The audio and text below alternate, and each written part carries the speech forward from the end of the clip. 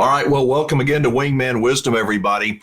I'm Alan Warren, the RV Wingman, and if you want something that is very positive and uplifting, I'm going to do my very best to have a little of that in today's video. But I'm going to tell you from the heart what I think is a solution to some of the biggest problems we have as Americans today. And the problem is we are addicted to these things, especially kids. And I believe that camping, yes, camping, being in the out of doors, being in nature is what is the antidote to the algorithm, to the smartphone, to the addiction. So in the next few minutes, I'm going to lay out some thoughts, some ideas, and I would like to know what you think. I know I'm not going to be able to hit on everything. I could talk forever about this stuff because I love camping. I love the people that do it so much. I think the benefits are great, but I want to hear some of the things that you think camping is a positive thing for young people especially. You know, kids today are so bombarded with messages and TikTok and videos and Instagram and their friends. What is a friend anyway? I mean, how many friends does somebody need? Is a friend somebody that on Facebook, I got a friend, yeah, I got 700 friends. I don't have many friends, I mean, real friends. Facebook may call them friends. They want me to believe in my head that they're my friends. They're not my friends. They're not your friends either. I'll bet you the number of true friends that you have, real friends you have, is less than 50, probably less than 20. And realistically, it may only be 5. Could be less than that. Real, true friends. I believe that this channel has given me the opportunity to become quasi-friends with so many people. And I thank you for watching these videos, spending some time with me and thinking about some of the things that I bring up, because I honestly, I swear, I believe in my heart of hearts that camping and RVing is good for human beings. It's good for kids. It is kind of like a digital detox, if you will, to the iPhone and to social media. The problem is how do you get a kid who is addicted to these things owning a campground for 8 years and being there every single weekend and being very involved in the day-to-day activities. I would watch kids, and the younger they were, the less they were dependent upon their iPhone. When they got to be about, 14 to 17, especially girls, I'm not jumping on females here, but especially teenage girls, we had a beautiful swimming pool, and they would go out there and their brothers or sisters and parents would be in the water playing, having fun or talking. And they're like this. I mean, a fire truck could have gone by. They're like this. Have you noticed that?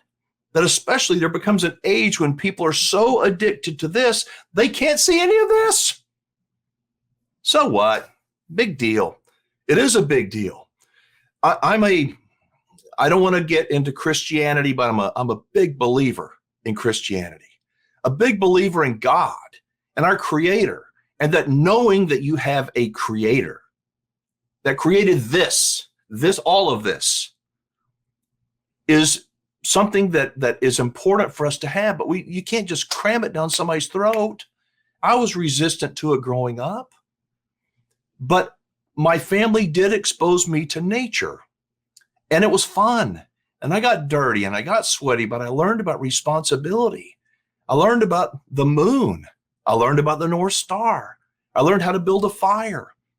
I learned how to sit around a campfire. And that's what Wingman Wisdom is all about. It's kind of like sitting around a virtual campfire and sort of solving all the world's problems.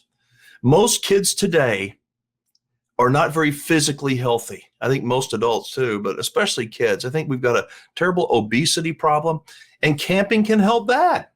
Well, how can camping help obesity? Because they're moving. You don't burn many calories when you're doing this, watching your phone or on a screen.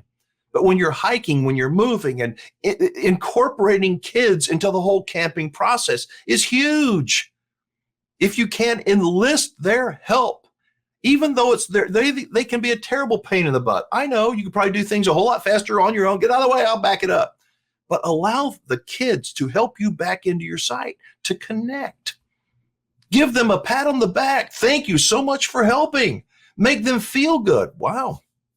Kids want to feel wanted. They want to feel needed. They want to know that somebody cares about them. This doesn't care about them. This cares about clicks.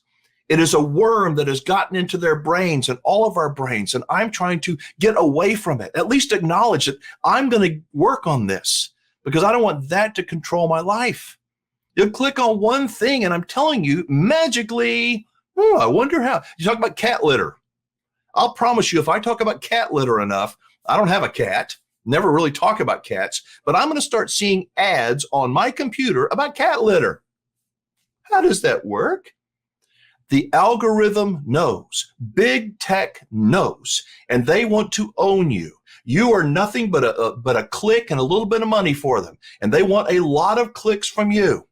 They want you to go to this site, that site, and the 10 best things for that, and did you know that, and the scandal over here, and these people are fighting, and this racist over here, all the stuff, it's all about click, click, click, click, click. You know it is. Camping isn't about that. Camping is the antithesis of that. It's about slowing down. It's about unplugging. It's about trying to find peace. Unless we're quiet, I really believe, unless we're quiet in a quiet space,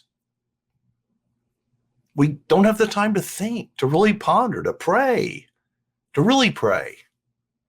So I don't want to get preachy about this thing, but I'm going to give you another metaphor. I talked recently about my very first car, which was a $150 1960 Ford Falcon. It cost $150. And it was a junky car, but it was the best car that I could afford. My dad was very mechanically inclined. He could fix anything. So when I bought this car, I figured he could help me fix it. And he did, but not in the way I wanted him to. He helped me fix it by saying, son, well, there's my toolbox. And if I wanted that car to run and to stay running, I would have to figure out how to do a tune-up and an oil change, how to change a flat tire. I would have to learn about timing. I would have to learn about how an engine worked. And I hated it. My dad was right there. He could have helped me and made it so much easier on me. I mentioned that my mother was always at odds, saying, why are you forcing your son to do that? You could go out and do it in half the time, a tenth of the time. He said, yeah, I could, but he wouldn't learn anything. And now as I reflect back, those experiences fixing my 1960 Ford Falcon station wagon, and I jokingly say that it was my girlfriend going to school because I didn't have time for a girlfriend because I was busy trying to make my car work. But those times help make me the man that I am. I can't work on cars today very well. Cars and technology has changed, but the thinking process, the being quiet and trying to figure things out, how they worked, was something that helped me. I think that RVing can be that way for today's kids. I mentioned before that most of the things in your RV that break down, you can fix on your own. They're not that difficult. They will take time. They'll take some money. You will get frustrated, but you can fix it on your own. And if you have a child, please consider incorporating them into the repair of whatever you're doing. Can you hold the ladder while I climb up on the roof? Or maybe I'll hold the ladder. Can you climb up? Be real careful. Climb up there and look at the seals. Look for little cracks, son. Sweetheart, look for little cracks around enjoying them. Get them to be a part of the process. It is critically important. You know, I think in many ways we are sort of self-destructing as a society. We really are, and we can see it all around us. It breaks my heart. Yes, I'm in the fourth quarter of my life, and I'll be gone here before I want to be gone. But the kids that are growing up, I think it's important, it's imperative on us to connect with them, to lead them, to teach them. You don't teach them by yelling at them and yanking this thing away from them. Don't try that. You yank this away and they'll hate your guts. You got to be smart. You got to take a deep breath. Find that place of peace. For me, it's camping. It's at church too, but it's camping. It's being connected to nature and what our Creator has provided for us. And for our kids to not see that. But I can't tell them that. I can't say, look at that. God made that, allowed that. I can't do that. It's a turnoff. I can't say, wow, look at that. Look how beautiful. You see how this works with that? Look at the sunrise. Look at the clouds. Look at the North Star. Make it a wow outing. I think that we can save our culture. I think we can save young people. Don't give up on them. I want to encourage you, don't give up.